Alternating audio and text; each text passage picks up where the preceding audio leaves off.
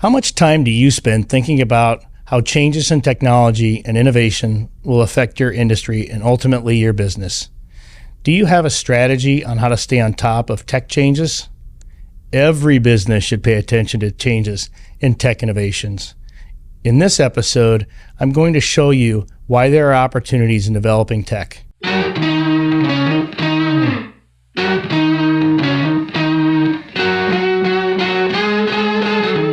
Welcome back to the Nebraska Entrepreneur, the podcast for Nebraska entrepreneurs who seek candid guidance from Midwest leadership.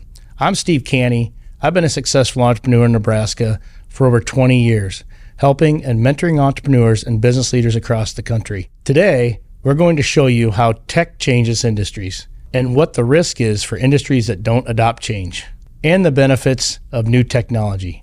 Joining us is my friend and serial entrepreneur, Gordon Whitten, who has developed several tech startups into successful businesses. Gordon, thanks for joining me on the episode today. I've been looking forward to this conversation. In today's episode, we're going to talk about technology and innovation, and how it could disrupt industries. And I've known you for a long time, and I consider you probably a thought leader in this area because you've started several businesses that really disrupted industries. And I'd like to share your experiences with the audience today. So yeah. Well, first of all, thanks for having me. It's all I've done my whole life, really. Is well, I guess since I was in my late 20s, is I've been involved in startup technology companies. Everyone has been a new product in an industry I didn't understand, but they were all pretty innovative, and was able to sell one to a Fortune 500 company out in Silicon Valley, which was quite a success. And then that led to starting another one called Sojourn, which is a big company a lot of people may know about here in Omaha. But that company started literally with an idea on a napkin. Like, we decided we were going to provide advertising and content on airline boarding passes back in 2007, before everybody had mobile boarding passes. And we basically invented that concept. We got partnerships with all the airlines. We took it from nothing to, now it's, has over 400 employees. It's in 11 countries.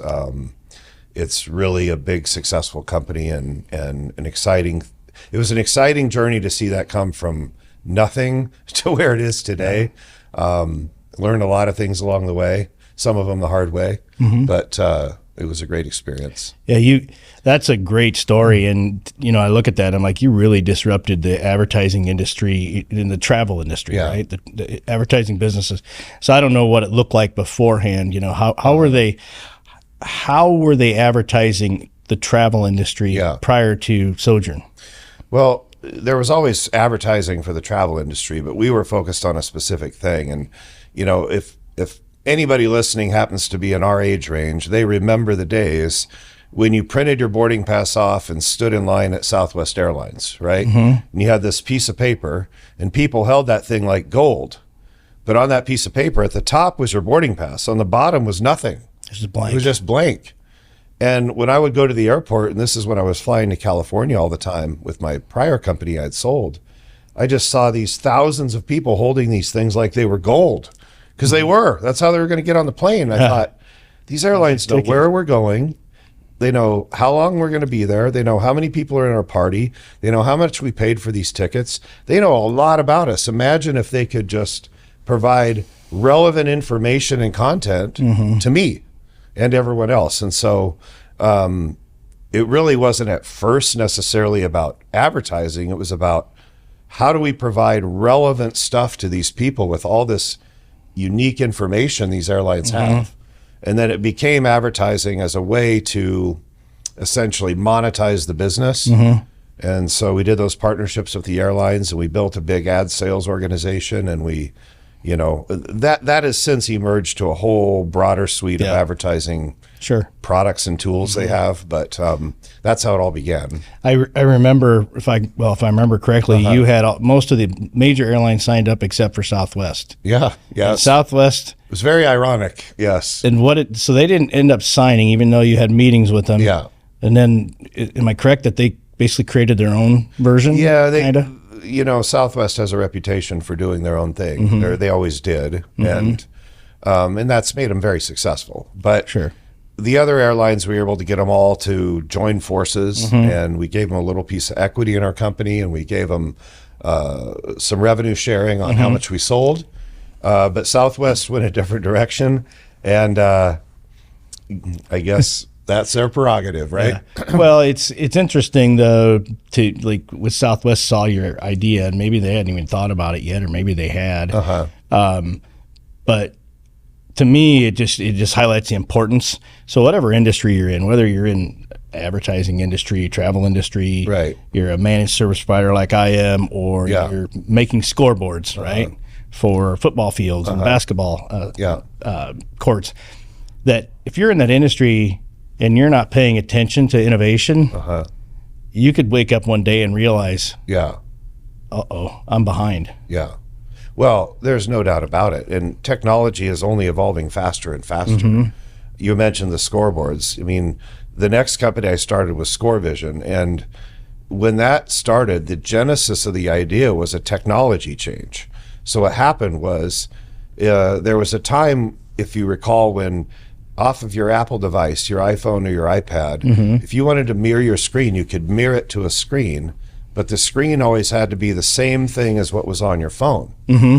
Well, they made a technology change one day that allowed people to mirror their screen with something different, if you wrote the software to do it, than what was on your phone. And we thought this would be a huge opportunity in the scoreboard space, because you needed one interface to type in the score and a different interface to present the score. And then with the advent of LED screens and, again, advertising, we knew that schools all over the place were needing revenue. And most people had these old-fashioned, metal boxes up on the board like you and I had when we were in high school, with some of them didn't even, back then they didn't even have LED lights in them, right? Yeah, they were just... And then there'd be this cash register looking thing sitting on the scorer's table that has circuit boards in it and all this other stuff. And we're like, those can be thrown away with this new technology. We could just set an iPad on the scorer's table. The interface could be custom to every sport.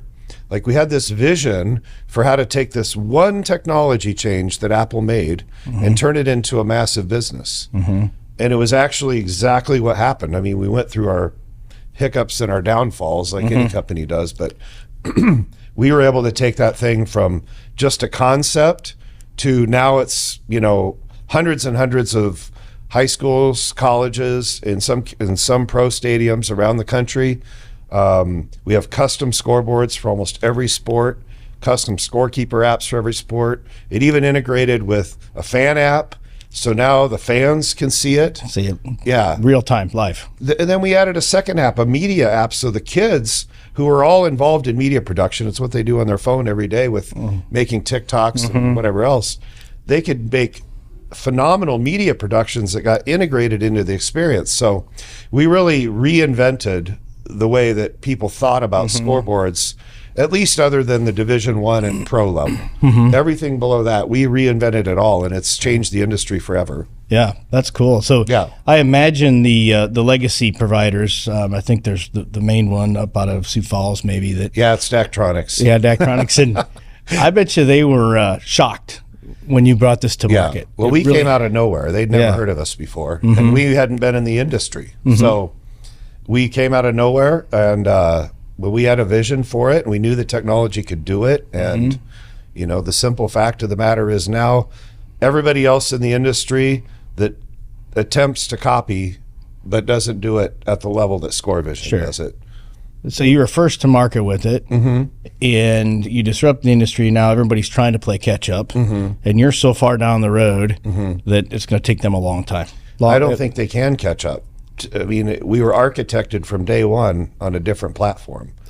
And they had all this technical debt. Yeah, they had great tech. I mean, they're a great company. Great company, but they have legacy about them.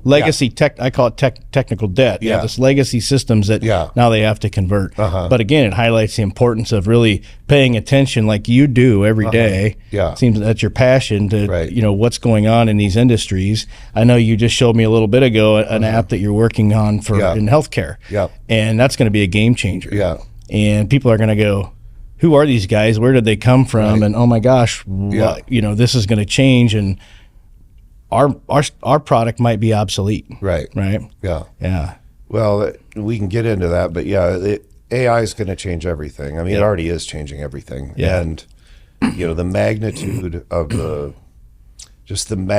of the way the world is going to be different and the speed that it's going to be different is evolving at such a rapid pace.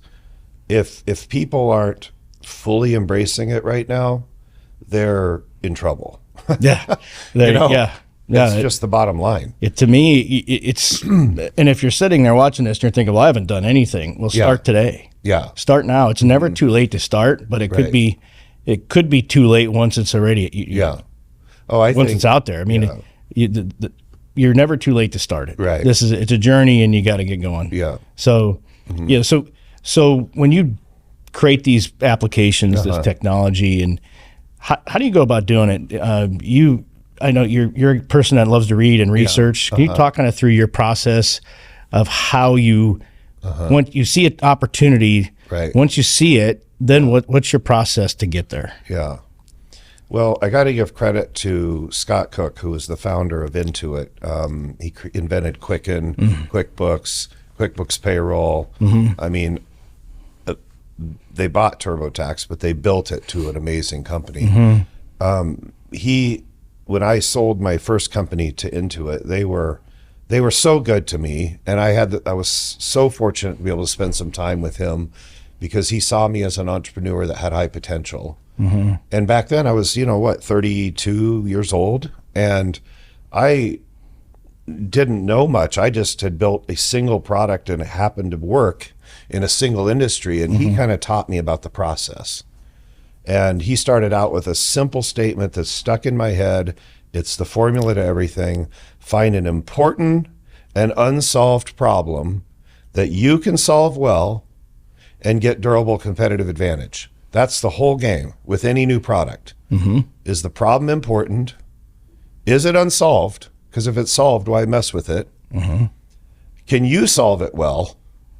And can you get durable competitive advantage? Meaning, will people pay for it? And can you see a path to it being sustainable? And that little formulaic statement has just empowered my life ever since. Everything I look at, So when I see an important problem, whatever it is, whatever industry, I ask myself those questions. Is it unsolved, and can I solve it well? And is it a fit for me? And if I think I can, I get really interested. And then I start working on little quick prototypes and try to figure out, okay, can we turn this into a business? So you go out, but then you go out and you seek some industry expert. Oh yeah. Expertise, right? So whether it's, and then you're seeking experts in technology, maybe that type of technology. Because in both the cases of Sojourn and ScoreVision, you didn't know anything about the industry. Right. So you had to learn, right? Yeah. So what's the research? What do you do? What's that look like? Yeah. Well, the first thing is I find people that have the problem, and I try to understand them well. Once you understand the people that have the problem well, you really are halfway there. Because if you understand the problem, there's probably something you can do about it. Then I go to the industry experts, there's a little magic to that. You have to leverage your network and figure out, okay, who do I want to talk to? And if I could, and I finally get that meeting, I come in prepared as hell. I want to make a good impression that I've done my research, that I understand the problem, and that I have a concept. And if possible, I try to show them the concept, not just talk about the concept, right? If I can show them the concept, even if it's somewhat rudimentary, their reaction is 100 times better, because a picture's worth 1,000 words. A video's worth 1,000,000 words. AI might be worth 1,000,000,000 words, right? And so I come in with a concept so that they can feel it, touch it, and react to it, as opposed to just, oh, I have an idea. Sure. Yeah. So when I think about this, I think about, for example, my business. I've been in it 25 years now, right? Some form of technology, but I'm close to the industry now, and I know a lot of the problems that exist, right? And where you shine is you see the problem and you say, hey, wait a minute, that's an unsolved problem. You've come to me several times and go, what are some of the biggest problems in your industry or your business? And I go, oh, this one, this one, this one. Yeah. So what I want people that are watching this podcast to understand is that if you're whatever industry you're in, if you're not looking at the problems and thinking about how you can solve them, somebody else is going to, right? Yeah. And probably it might cause you some problems. Right. So be the first to solve the problem. Yeah. Right. Yeah. I mean, and you can't be too afraid of it cannibalizing your other business a little bit.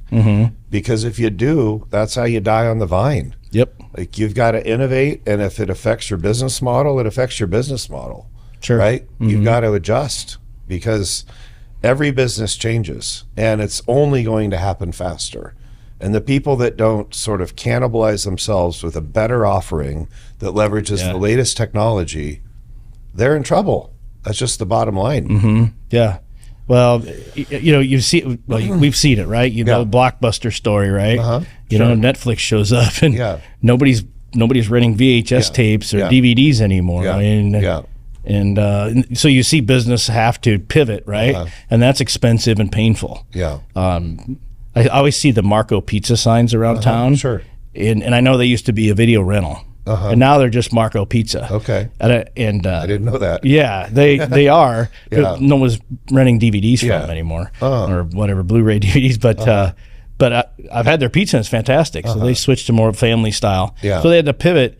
I don't know the owners or where they're from, but I would guess that was probably somewhat painful. But it was brilliant at least to figure out like, hey, we can pivot. We have the real estate. Yeah. We have the expertise and make the pizza, so we'll just go that route. Well, they had. I don't know them or the business either. That's a fascinating story. But, as you tell that story, I think to myself, they had two things, right?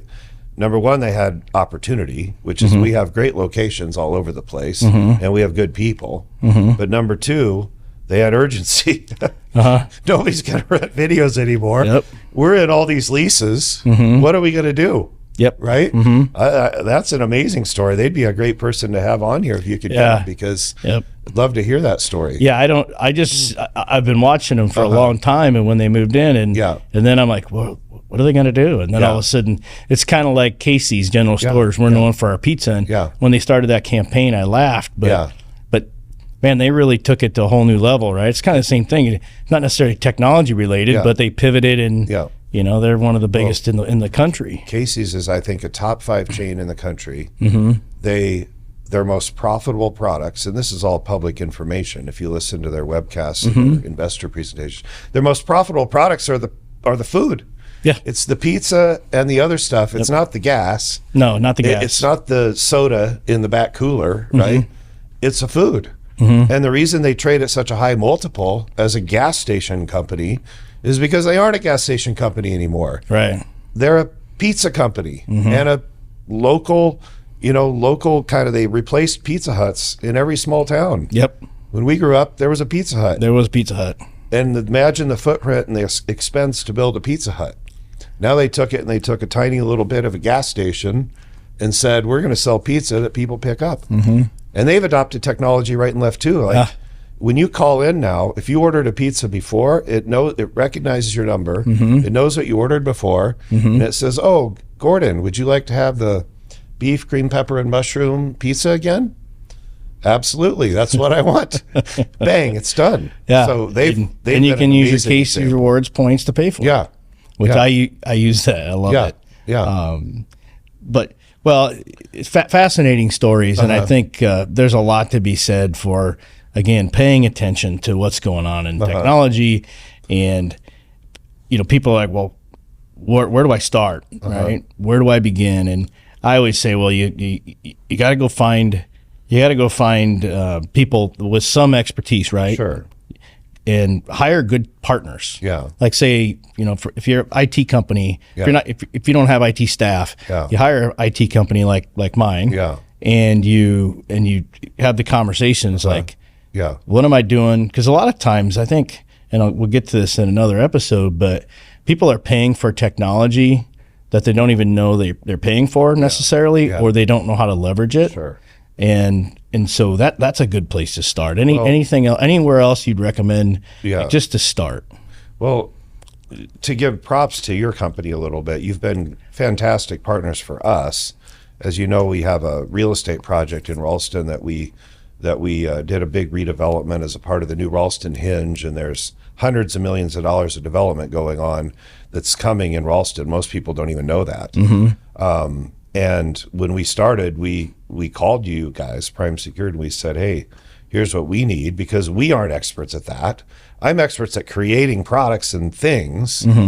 I'm no expert at managing IT infrastructure or security systems, right?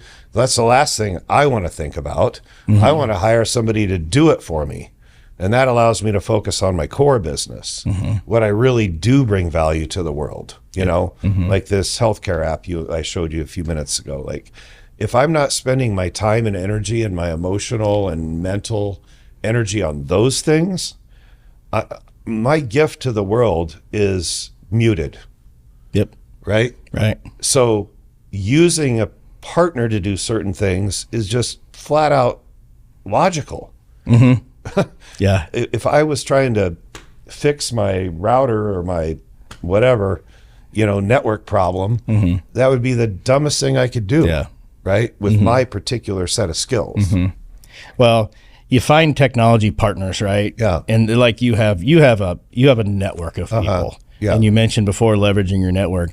So I've had ideas, like bring them to you, and you're like, yeah, that's something maybe we can work on. So back to, again, the audience, people that are watching this podcast, is leverage your network, right? That'd be a big message too. It's like, if you're not leveraging your network and paying attention, you're falling behind. In a lot of industries, what I see, you have industry trade associations, and a lot of them probably have, call it peer exchange groups, peg groups, or some sort of board or whatever group of people that study technology changes in industries.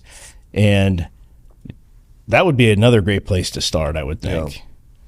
When I was young, my parents didn't have any money. I grew up mowing lawns. Like, I thought we were going broke different times, and I was very fortunate that I had a well-to-do uncle, and I would go visit him every summer because I had a cousin that was about my age, and I would go stay with him for a week. And he was a senior executive at Principal Financial Group, and he would take me to his office and he would show me what success looked like, And then he got promoted to Des Moines to the headquarters as a senior executive. He took me in the office.